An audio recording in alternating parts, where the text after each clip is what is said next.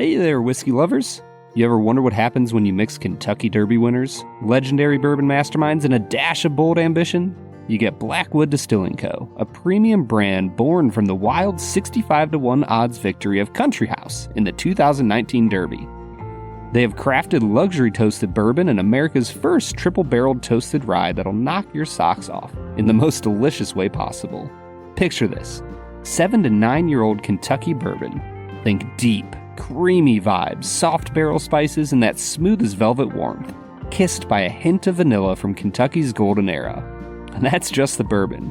If rye's more your thing, like it is for me, how about a 5 to 7-year-old Indiana rye triple-barreled in toasted barrels that blend spice, dark fruits, mint, and a dash of white pepper? It's basically a liquid holiday wrapped in oak and fire. Batches are continuously rolling out in states all across the Union, so if you want in on luxury, head to blackwooddistillingco.com to get yourself some Blackwood toasted bourbon and toasted rye.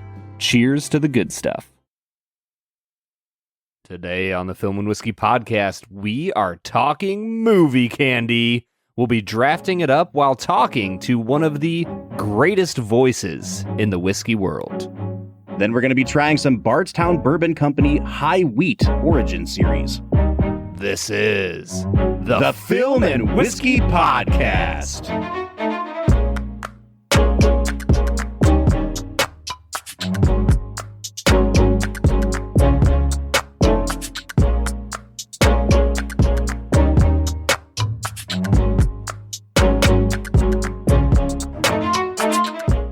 Well, hey, everybody. Welcome into the Film and Whiskey Podcast. I'm Bob Book. I'm Brad G. And we're coming at you with another special bonus episode. I have said this every week, Brad, since we ended Season 8 officially. But these intermediary episodes between seasons are just so much freaking fun, man. Yeah, it's an absolute blast. It's so much easier to just sit back and record an episode. And I put maybe 10 minutes of work into this. I didn't watch a 2-hour movie. I didn't spend time writing 22 pages on why I hate The Last Jedi. This is I'm just here. I like candy, and I'm going to talk about it today. Yeah, I mean, it's great for you. I didn't think that it was possible for you to do less prep than you do for most of our episodes, but apparently we have cut that workflow down even further, Brad. So, yeah, let's talk a little bit about what today is about. And in order to do that, I want to bring in a special guest, a third chair, a moderator of sorts. It's our friend, but first-time guest, David Thomas Tao. David, how you doing today? Hey, guys. Sorry, I tried to do like an intro voice there, and it was perfect. Like overeager third grader who just moved to a new school. It was like about 2 steps away from, hey, you guys. That's the energy I'm trying to bring to the show today. David's brought all the energy so far. We were just talking off mic about how to introduce him because he is a multi-hyphenate. He is a professional whiskey writer. He probably hates this word, but he has much influence in the world of whiskey. He is a whiskey influencer. And crucially for this podcast, he is a producer of both Broadway shows and films. So we've got much to talk about today, David. Yeah, I was going to say, in the world of a podcast called Film and Whiskey, for you, what came first, the film / Broadway or the whiskey? The whiskey. Very much the whiskey. I also just want to clarify, I have Forrest Gump syndrome, so I just say yes to a bunch of stuff, and I end up in weird places like this podcast, which is a lovely place. I just want to be clear. Yeah. It worked out for Forrest Gump, and I'm just like assuming it's going to work out for me eventually. But definitely the whiskey first. Born in Louisville, raised in Bardstown. I joke that I'm like a whiskey Nepo baby, but I'm not related to anyone in whiskey. You know, it was just kind of like inevitable. Like you're just like, there's not a lot else in Bardstown as far as like industries. One can really sink their teeth. A lovely place, but kind of whiskey's like the game in town. So I live in New York now, but it was like whiskey was always going to win. Mm-hmm. I had no choice. It was always going to happen. Well, I don't mean to like immediately dive into the deep end of like, dissecting your resume here, but we talk a lot on this show about different roles in movie production, as especially directors and writers. But this is the first time we've ever had a film producer on the show.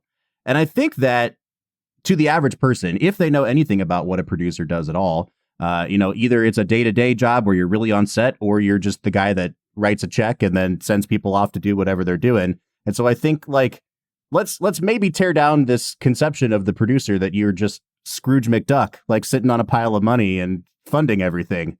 Unless that is what you're doing. And then Minions, go do my bidding. Straight up, I'll be very honest with you guys. There are some projects I've produced where I'm very much the Scrooge McDuck character. There you go. Like, not if I'm not writing the check, I'm like getting the people in, like convincing the people to write the check, right? So I've definitely produced projects where I wouldn't call myself a creative producer. I'd call myself a business end producer. You're figuring out where the money's coming from. You're figuring out maybe some, like how to market it, how to get butts in seats, right? Like what's the right, whether it's like a play, a movie, what a TV show, whatever it is, like what is the right outlet for this? How do you match it to the right audience? Because that's the most important thing in content, right? Is getting it in front of the right people. And then there are projects where, especially I think this year on the theater, I think to the theater end, especially like some of the off-Broadway stuff I've done, where I'm like neck deep in the script, with like, we're going over dialogue and we're doing this, and it's very dramaturgical. I actually have a meeting tomorrow for a show that I'm like somewhat involved with, TBD, like not saying too much because the show hasn't come out. It's like a play, etc. But I'm like, we're having a sit down tomorrow and we're going over dialogue. You know what I mean? So a few weeks ago, I had a small off-Broadway showcase, and I was tearing up carpet and dismantling a casket the next day because a casket was part of the set. So like, producers it doesn't mean any one thing. It can mean a whole bunch of different things. And I've been very fortunate in that I think I've done the stuff that's like, it couldn't be more hands-on. And then I've done the stuff where it couldn't be more business side. You're sending emails and making spreadsheets, and that's your profession. So that's a big spectrum. Sending emails and making spreadsheets. That's like a dream job right there. Well, if I can awkwardly segue us into our topic for the day, I'm going to start by asking David this. You may not have a lot of day-to-day involvement in the nitty-gritty of making a film, but do you have involvement in sitting in a theater and eating tons of candy? Because boy, oh boy, do Brad and I have involvement in that. I do. I absolutely do. I do want to say, I should say that the nitty-gritty of making a film.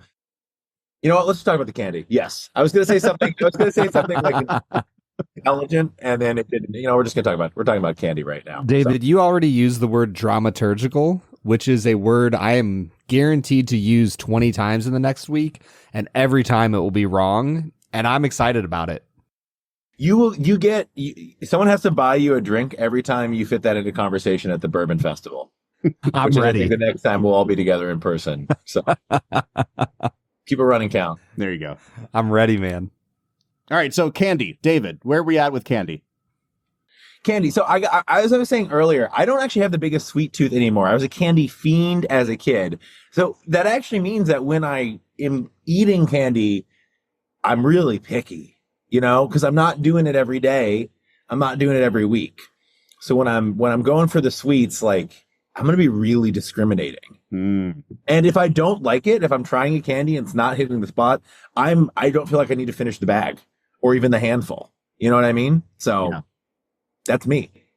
I love it, man. All right, well, let's tease a little bit of what we're here to do today, Brad, and then we're going to pivot hard into drinking some whiskey to really fuel the conversation.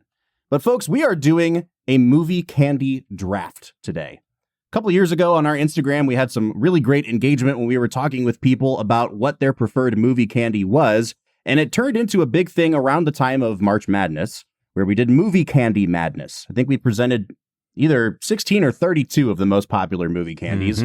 And Brad, it got kind of fiery. Heated. Yeah, it was. Yeah.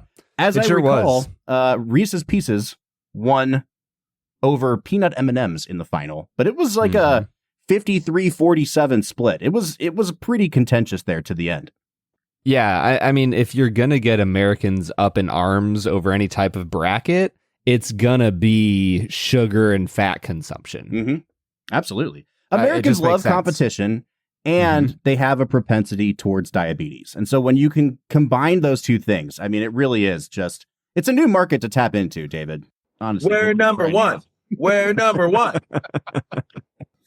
Oh man, this is going to be a great episode, guys. Let's drink whiskey. Brad, it's time for us to move into our whiskey for the day before we dive into our draft. And today, we're revisiting with our old friends at Bardstown Bourbon Company. Now, a year or two ago, they introduced a new line of whiskeys called the Origin Series, which is meant to be kind of their permanent fixtures that indoctrinate people into the world of Bardstown bourbon. And they've just released their wheated bourbon in this line, which they are calling their high wheat bourbon.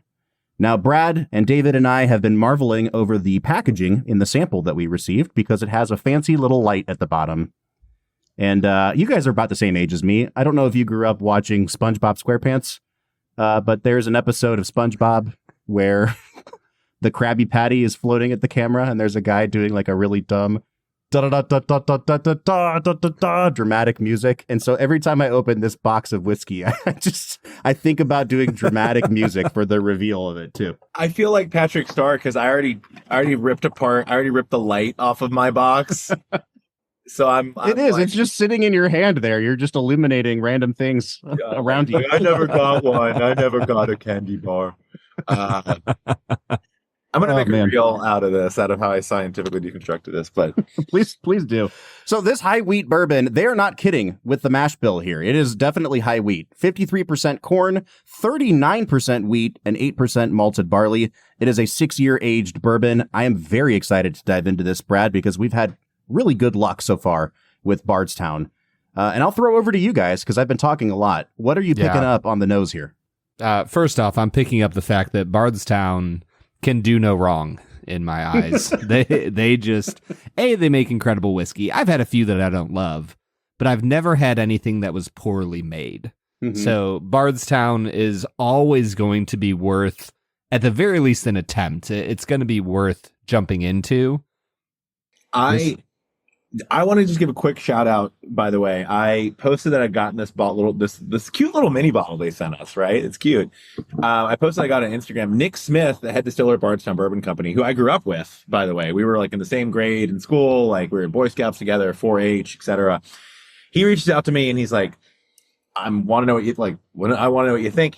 This is his mash bill that he came up with about, over 6 years ago, right? And he was kind of trying to experiment and push the envelope. How high, let's make a real, let's not pussyfoot around here. Let's make a real. We're not doing 18% wheat. Come on. We're not doing 18%. We're going 39. And kudos to Nick, because this has been my first time tasting this. I've heard a lot of good things about this. I just want to give a shout out to Nick.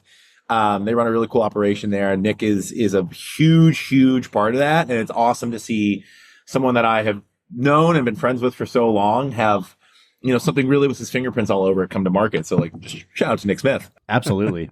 Yeah. I just see the Adam Driver meme. More.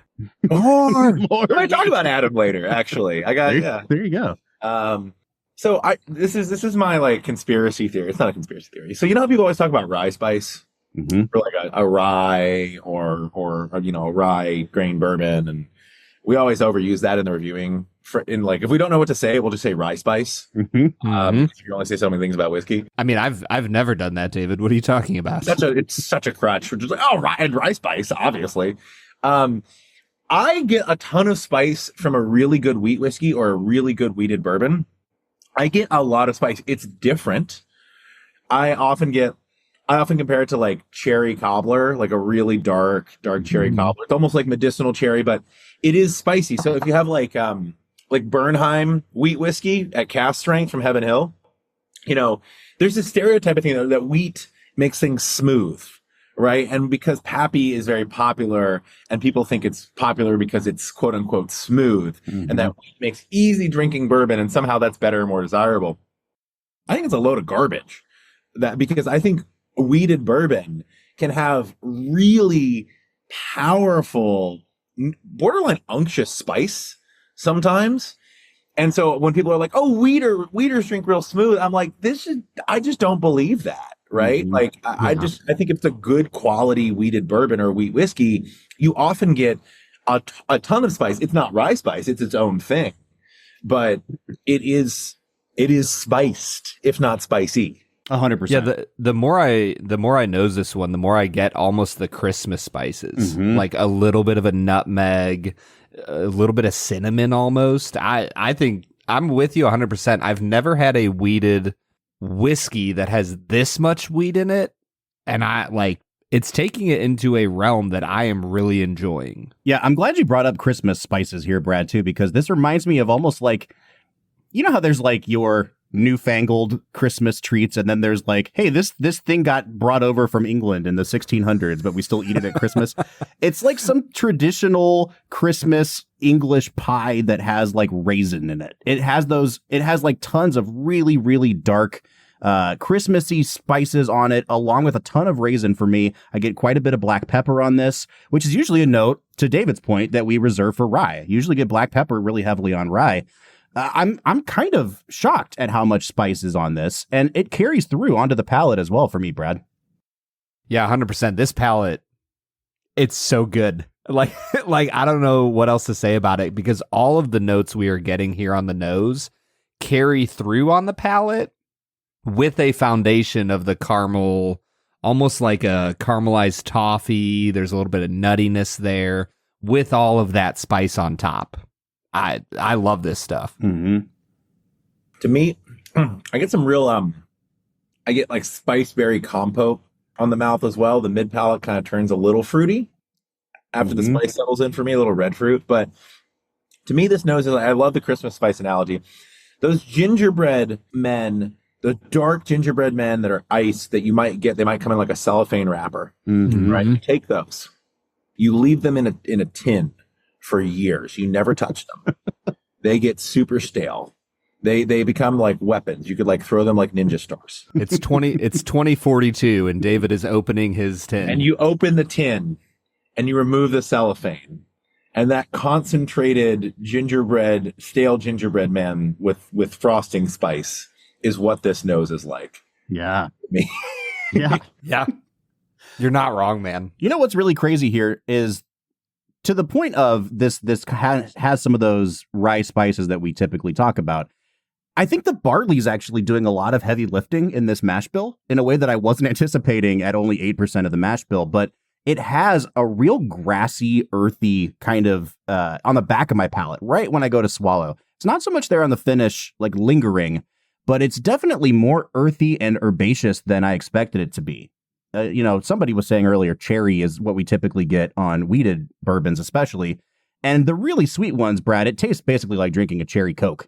This is not that at all. Like it is way farther into, I think they timed the release of this perfectly, because this is your typical like pumpkin pie, fall spice, but with a little bit of like grassiness to it that I wasn't expecting.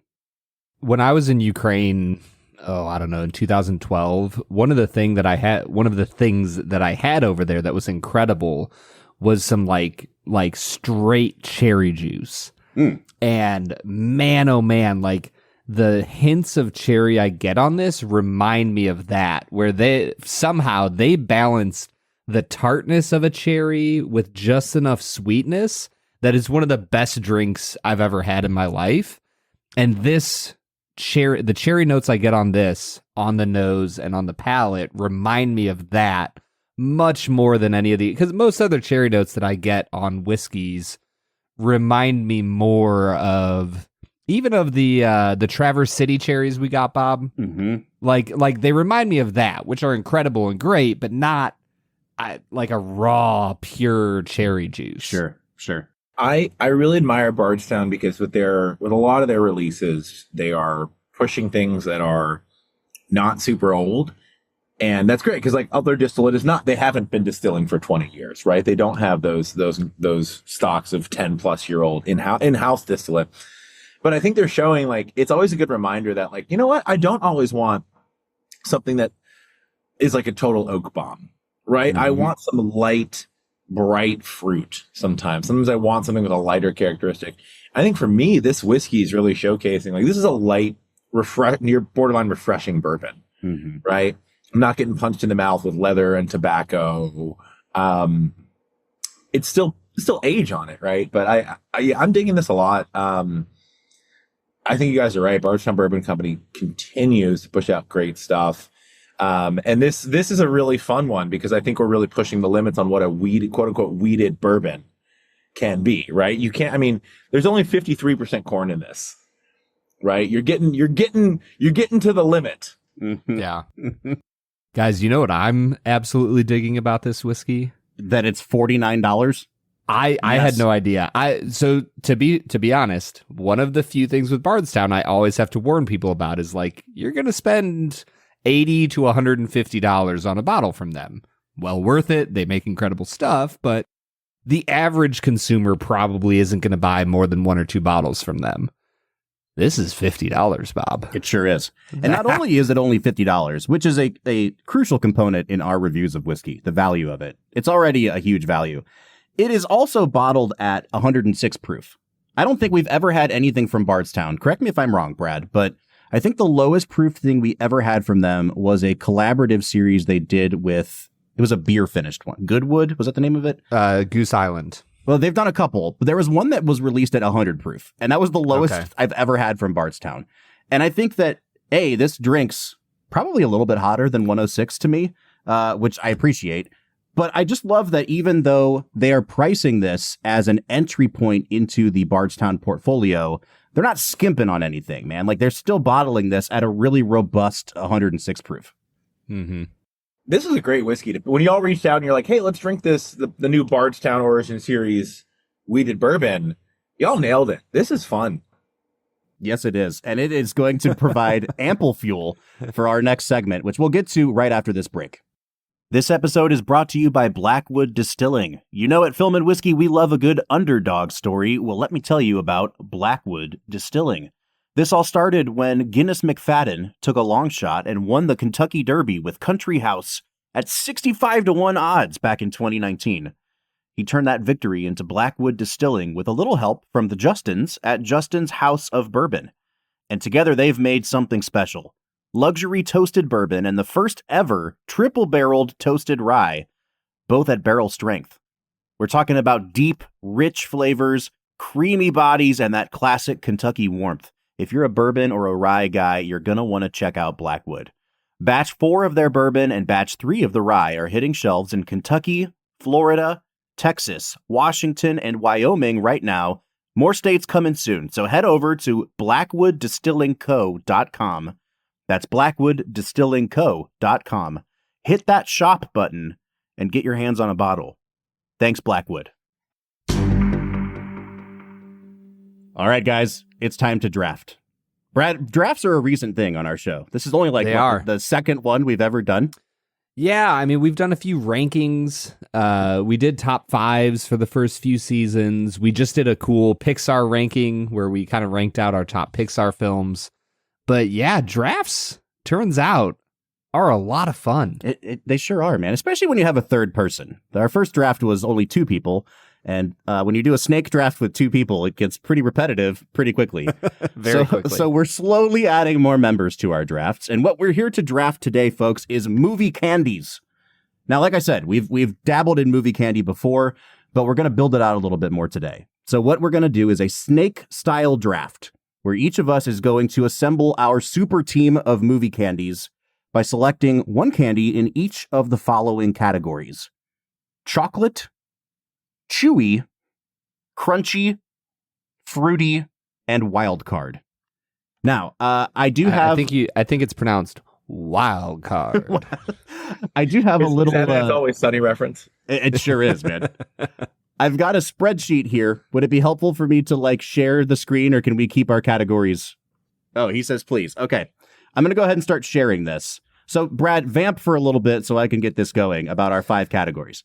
Yeah, so there are semblances of rules. This is a little bit like Whose Line Is It Anyways? But for example, we are separating M&Ms from peanut M&Ms. Those are categorically different candies. Now, Skittles, the difference between wild berry Skittles and regular Skittles doesn't feel big enough to quantify a real difference. So I say that just to say we're going to kind of make some judgment calls as we go along. Mm-hmm. Not for example, maybe David loves like the Sour Patch Skittles, the Sour Skittles, like those, maybe you could say that those belong in a different category than regular Skittles. Who knows? We're going to talk about it. It's going to be a great time. Well, beyond that, too, there's a little bit of strategy involved. I have my candies that I eat on the regular. I eat Good and Plenty's all the time. I know that the average person does not like Good and Plenty's at all. So I'm not going to probably draft those today. I want to keep Brad and David from getting what they want to get. And I also want to get what America wants me to get.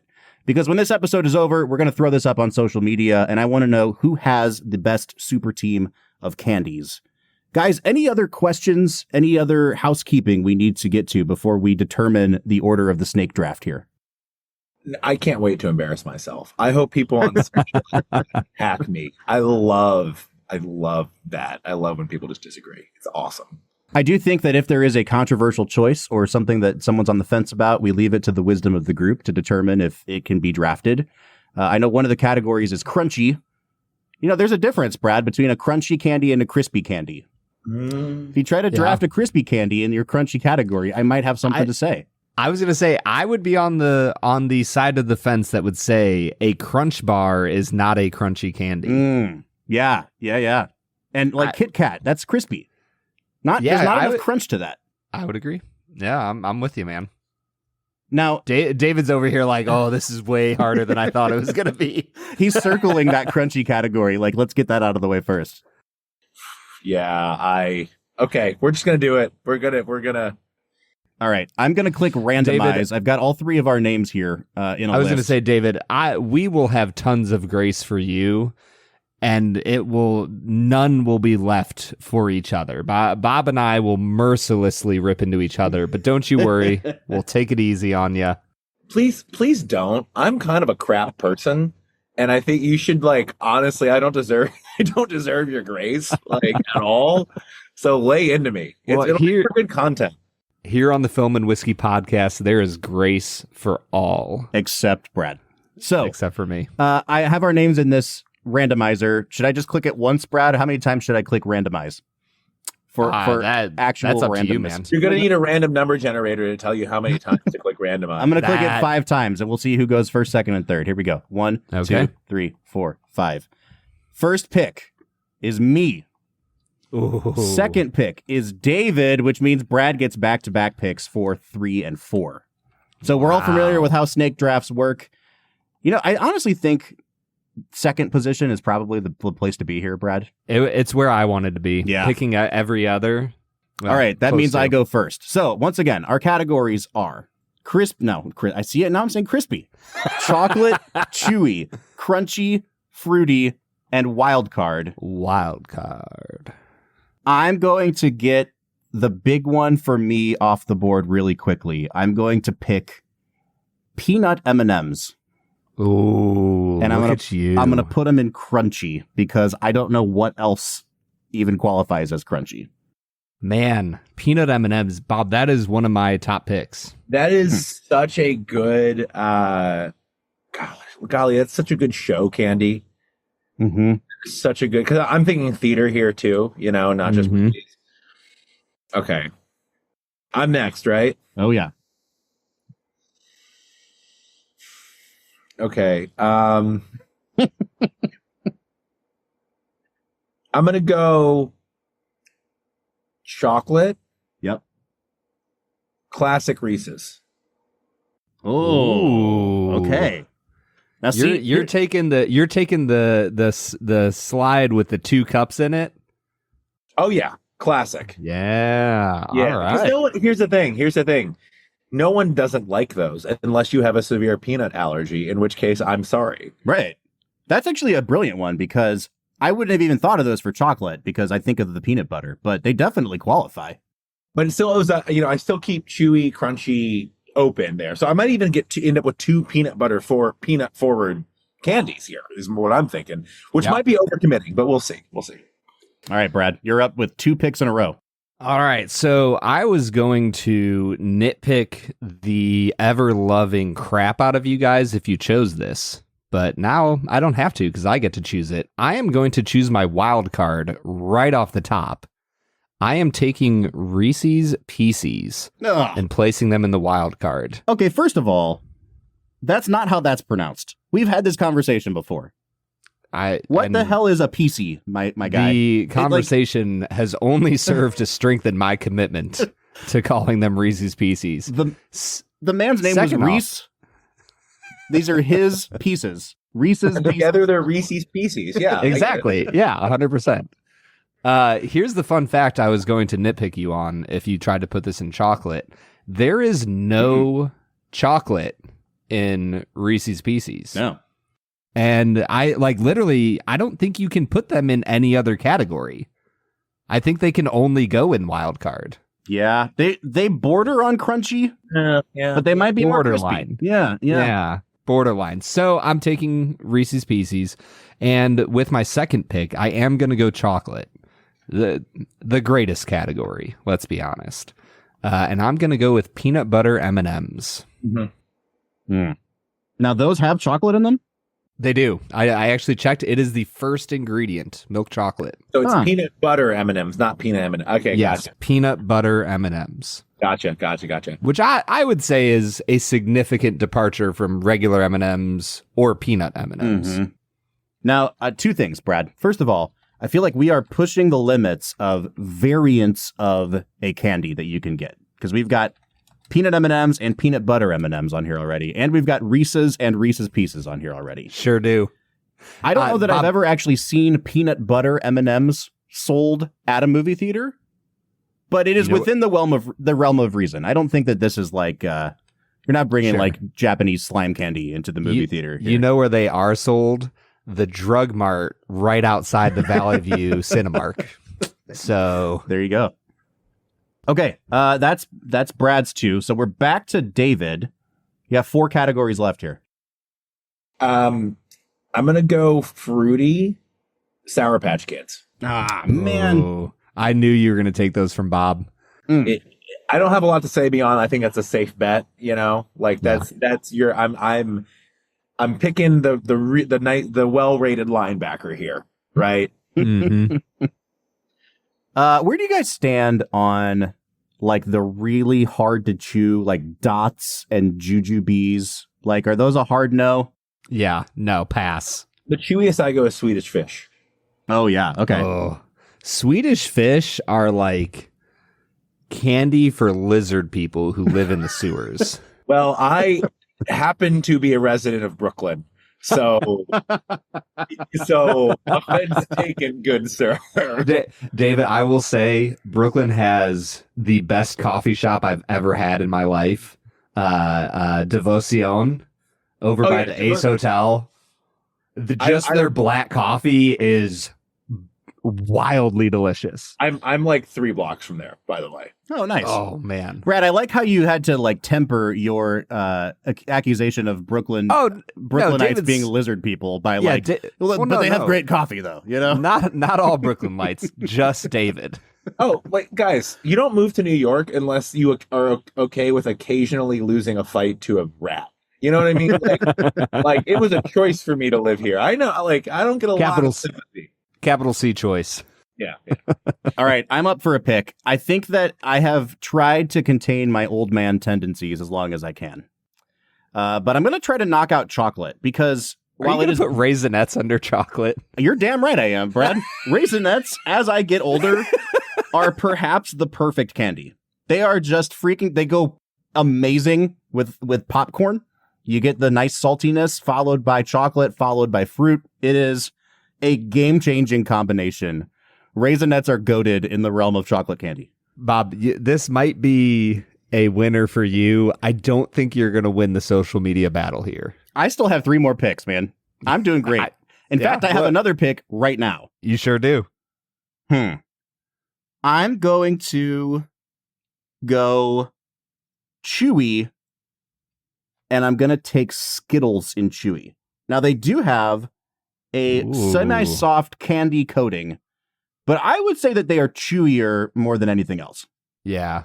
If you eat one Skittle at a time, they are not chewy, but who eats one Skittle at a time? I was about to say, when you throw a handful in there, it turns into like almost a saltwater taffy. Yeah. Now, I'll argue with you, Bob. I would say that they are primarily known as a fruity candy secondarily as a Chewy. Sure. I don't know that we have to draft it in its prime. Like, as long as it qualifies, yeah, it should be good, right? Yeah. No, I'm fine with it. It just seemed like you were saying it's primarily a Chewy candy, and I just have to disagree with you as often as possible. I will qualify this with my hottest take on Skittles, which is about 10 years ago, they replaced the green Skittle, which used to be lime flavored, and now it is green apple flavored. And I think that the green apple is great, but I still want justice for lime. There was like a moment a few years back where they did like a promotional lime is back and they replaced it with lime again. People lost their minds on social media about the lime Skittle coming back. I never minded it. I don't know if either of you are Skittles connoisseurs like me, but the green Skittle was never the best one anyway. I don't know what we're up in arms about. I'm not a big fruity sugar, like just pure sugar candy fan, but Skittles are the best of the fruity candies, in my opinion. I did it. I got it. I feel like the green Skittle is like the lime Skittle is like the Seattle Supersonics of Skittles. Yeah. Like if they sell the throwback jersey for a week, it'll sell out. Okay, Brad, you're up, man. Oh man, I have two picks. No. David's up. Yeah, David's up. It's all okay. I'm gonna go. I thought about this. Crunchy Whoppers. Oh, good one. Look at you. I didn't even think about Whoppers and crunchy.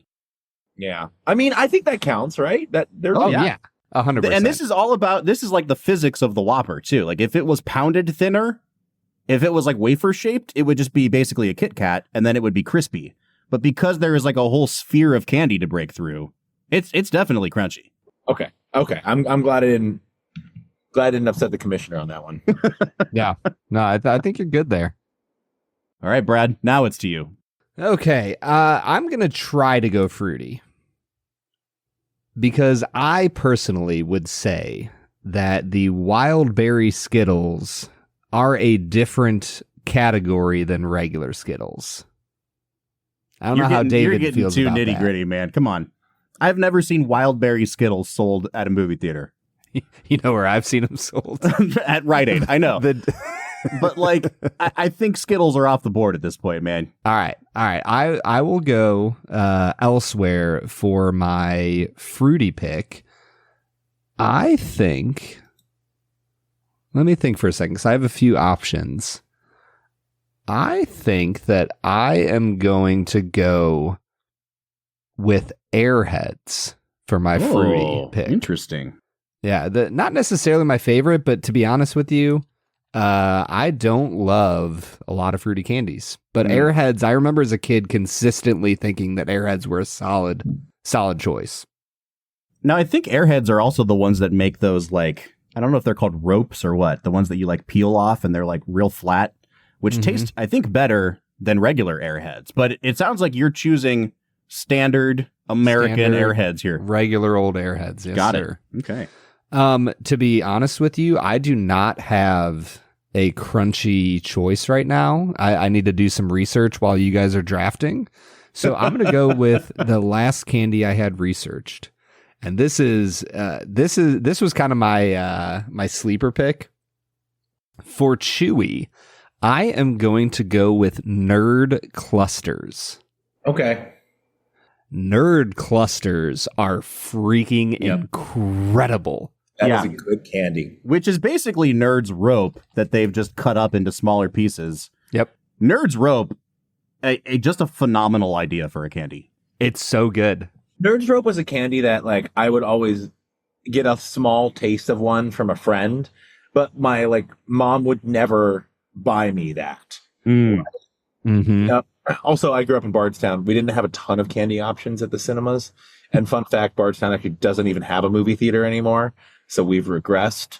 But what a great idea for a candy. Golly, those scientists. Yeah, dude. And then they just took the rope and cut it down into little bite-sized pieces. Somebody on the assembly line was like, damn it, these keep falling apart. And the guy was like, put them in a bag. We got it now. All right. I think it's back to David for a pick here. All right, I'm going to go Chewy. I'm going to stick with my heart, and I'm going to say Swedish Fish for Chewy. Man. Which are, like, quite literally the red Sour Patch Kids with no sour stuff on them. So I will say they're very, for me, those are very different moods, right? Fun fact, you guys probably know this. Hey, come on, Bob. Don't you know the moods? Swedish fish are lingonberry flavored. Ooh. Because lingonberries are big in Swedish cuisine. Sure. They're specifically lingonberry flavored. I've never heard of a lingonberry. I will reveal my peasantry. Do you know why you haven't heard of lingonberry? It's because you hate IKEA. Because everything they sell is lingonberry. I do hate IKEA. To an IKEA, my friend. Oh. Yeah, I don't understand. Wow. We don't need to go into my hatred for IKEA. Okay. I've got 2 picks left. I'm going to go... I've got my fruity and my wild card. I'll get fruity out of the way here. I'm going to go with Starburst. Great call. Now, the only thing about Starburst as a movie candy is that they don't sell any form of Starburst, to my knowledge, that is already unwrapped for you. And having to unwrap a Starburst in the movie theater in the dark is really hard to do. I don't know about hard to do. Pro move. Just eat them with the wrappers. That's what I've always done. Just bite right through that bad boy. Sorry, are you saying you like your Starburst skinless? I do like a circumcised Starburst. That is my preference. But look, to each their own. Man. I was going to send this podcast to my mom, and now I'll cut that. That's for the Patreon. Come on. You would find that very funny. This is getting to a point where I'm down to like 2 that I really want. I'm a big Mike and Ike's guy. I don't know if the general public likes. You like Mike and Ike's? Love Mike and Ike's. I think I'm going to take your standard everyday M&M here. It hasn't been taken yet. It's not my favorite candy, but it is one of America's favorite candies. And I gained back some points from Raisinets with this one. That is the Toyota Prius of candies right there. It is. It's going to get you from point A to point B. If you have nothing else left, and quite literally, we have a big bowl of Halloween candy from our kids from last year still, that we don't let them eat lots of candy. And so this candy just, you get to the bottom of the bowl, it's all Tootsie Rolls and individual packs of M&Ms. Dude, and as we know, no one eats Tootsie Rolls. So. I was about to say, as a kid, I remember I didn't love Tootsie Rolls, but I would eat them. I tried one a year or 2 ago. Awful. Those things are horrendous. Awful. Little do you know, that's David's pick. That's his wild card. No, it's not. Tootsie Rolls are... All right. I'm really excited about this because I actually saved my favorite movie candy till the end with the idea that it would make it to the wild card and I could take it last, right? It was a risk, though, because if I didn't get this one, if this had been drafted first, I would have been really disappointed. That is Snow Caps. Snow Caps are my favorite movie candy. You know what? I really like Snow Caps. I didn't try them again until a year ago because they're always right next to Junior Mints on the movie candy shelf, and I hate Junior Mints. So I always imagine them being just like that. They're delightful. They're so good. And they're a little bit, just a tiny bit crunchy, just a tiny bit. And man, I was saying earlier, I don't eat a lot of candy. I can, if you pop a box of those, the whole thing's going down. Yeah. There's no way I can say no to that. I was going to say, growing up, to tell you the truth, David, I have never had a Snow Cap. But I've had, growing up, it felt like around Christmas time, we always had, the nonpareils. Is that what they're called? Mm-hmm. Yes. Now, is that the exact same thing? Is it, similar enough that would be the same candy? They are considered, they literally, I'm looking at, I was actually curious. Nestle Snow Caps, semi-sweet chocolate nonpareils. So they are. There you go. So I can imagine that I would love me some Snow Caps because that was one of my favorite things as a kid was around Christmas time. All the different colors and some of them were kind of minty chocolate. Oh, those are so good. I think Snow Caps are just like the movie theater candy branded nonpareils.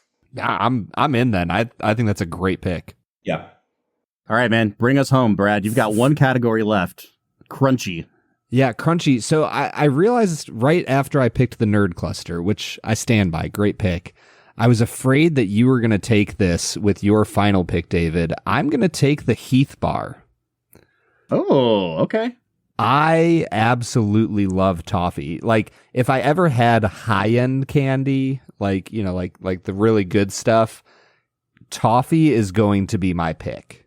Like 100% every single time. Like I love peanut butter and chocolate put together, but man, there's something about toffee.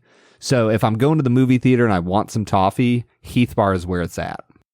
I will tell you the only reason I didn't pick Heath Bar is maybe my favorite candy. But I didn't pick this because for me, it's not a movie candy. Agreed.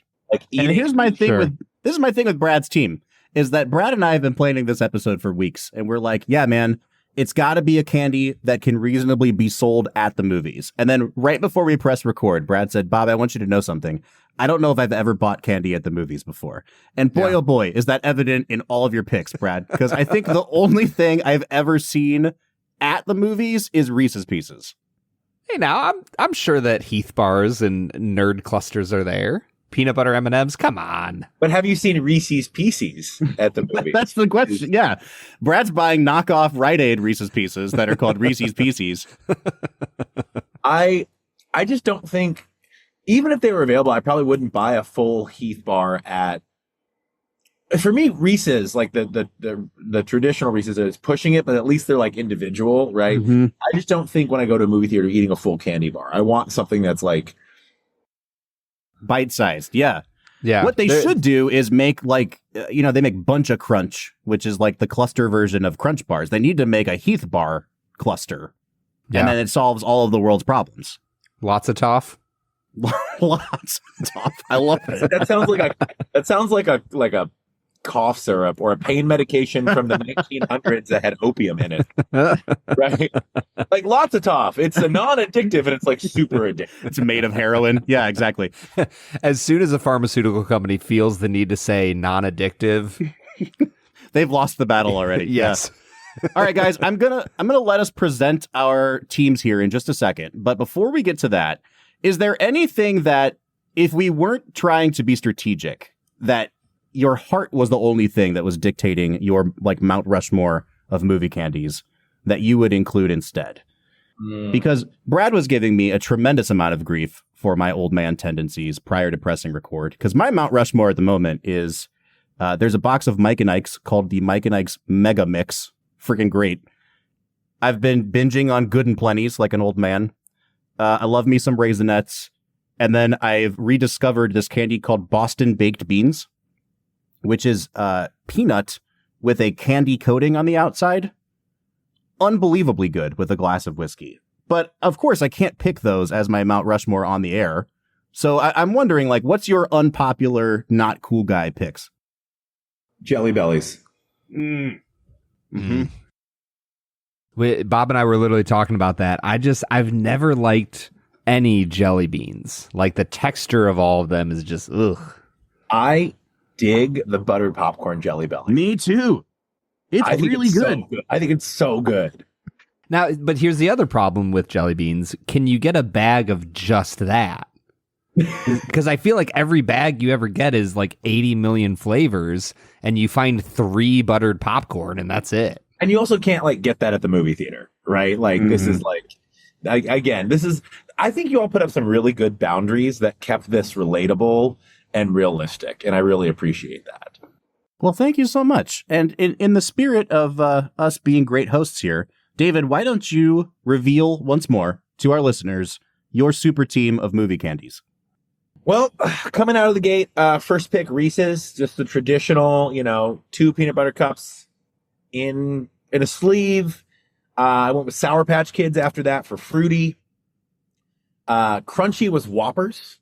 Big fan of Whoppers. Swedish Fish hits the chewy category for me. And my wild card, one of my personal favorites, Snow Caps, or as Brad is used to calling them, Perels, however you say it, because he's fancy like that. That is not true. Brad, you want me to go next? Yeah, go for it, Bob. All right. The winner here, my team. Raisinets. In chocolate, I picked Raisinets. Get over it. In chewy, I picked Skittles. Raisinets are barely chocolate, Robert. Have you tried them lately? When was the last time you had a Raisinette? I don't know if I've ever had one. I dare you to eat a Raisinette and tell me that it's not mind-blowingly good. In Chewy, I picked Skittles. Great choice. In Crunchy, I picked Peanut M&Ms. In Fruity, I took Starburst. And in Wild Card, I took the original M&M. For my pick, I went through. First two picks were easily like, for me in the world of candy, like regular, not fancy candy. Reese's Pieces and peanut butter M&Ms are like my 1A and 1B. Like they go back and forth with each other on what I want to eat at any given time. So those are my first two picks. I went with some nerd clusters after that, which are a sneaky delicious choice. Airheads, more for the nostalgia than anything else. Honestly, I think I should have chosen Starburst there. I think that might have been the move. And then I finished things off with a absolutely delicious Heath bar. I am trying to imagine you like eating a full candy bar. And like once David said it, you're right. Like you just don't want to have, there's something about like the shape of it, the like as you eat down the candy bar, you feel more shame about yourself. Like when you have a box and it's obscuring how much you're eating, it's a completely different thing. Bob, I think you need to talk to your counselor about that. I imagine you like, I'm using the box that this wheated bourbon came in as an example, like two hands, like like the fat kid from Willy Wonka. Yeah, just like Augustus Gloop, just go into like, yes, this is such a delicious Heath bar. Oh my gosh. David, what a weird episode for you to join us for your first one. But I have to say, I don't know if we could have picked a better guest. This was a freaking blast, man. Absolutely. You all are some of the kindest people in the whiskey space. Ever since I met you in person at the Bourbon Festival last year, I'm really excited to hang again soon. And I really appreciate you guys having me on. This is a blast. And yeah, I will stake the claim. I think you are two of the most genuinely fun, friendly people in the American whiskey game. And I think the American whiskey space is better because you're in it. Thank you so much. Scotch whiskey game, we're coming for you next. Yes. We'll take it. Folks, this has been David Thomas Tao, a man of many talents. David, where can we find you? And maybe let's plug something that you're working on. Well, if you want to find me, I am staring at the back of your head. I turn around. I am there. No, horror movie. For some reason, I'm thinking horror. And I think candy. I think horror movies. By the way, I'm thinking of the he was always there. I'm in the house. The calls coming from within, from in the house. You can find me just on Instagram at David Thomas Tao. I don't have like a cool whiskey handle. It's just my name. I'm on Twitter or X, as they say, D_Tao, D_TAO. Some things I'm working on. A lot of theater stuff. I am co-producing, actually, a new off-Broadway play that opens this fall with Adam Driver. It's called Hold On To Me, Darling. It's at the Lucille Lortel Theater in downtown Manhattan. So Hold On To Me, Darling. It is a great show. I'm excited for people to see it. Adam Driver returning to the stage. So sounds like we need to make a trip to New York, Bob. Get your tickets now. Absolutely. Really excited to be co-producing that with a producing partner of mine. Also co-produced, I think the funniest show in Broadway history. It's called Oh Mary. It is currently running right now. And if you haven't heard about it and you want to see it, don't do any research. Do not do any research. Just go into it cold. It is a madcap comedy about Mary Todd Lincoln, not based on reality at all. And that's all I'll say about that. Yeah, and then I have a few other things I'm cooking up, working on that I can't super talk about. But those are the two. So there you go. It's exciting stuff, man. If you are going to do any research on O'Mary, you should just go to David's Instagram page and see him in his tuxedo from the Tonys. And then that's pretty much all you really need to do at that point. Like my guy looked pretty great going to the Tonys. I almost sweated all the way through that. It was so like it. Thank you. That photo looked great. 2 minutes later, there were pit stains. So I'm glad we got the photo. Actually, there are no photos of me at the Tonys because I was covered in sweat at the actual thing. Well, folks, that's the image that we want to leave you with on today's episode. We will be back next week with another special bonus episode to tide you over until the official launch of season 9. But until then, I'm Bob Book. I'm Brad G. And we'll see you next time.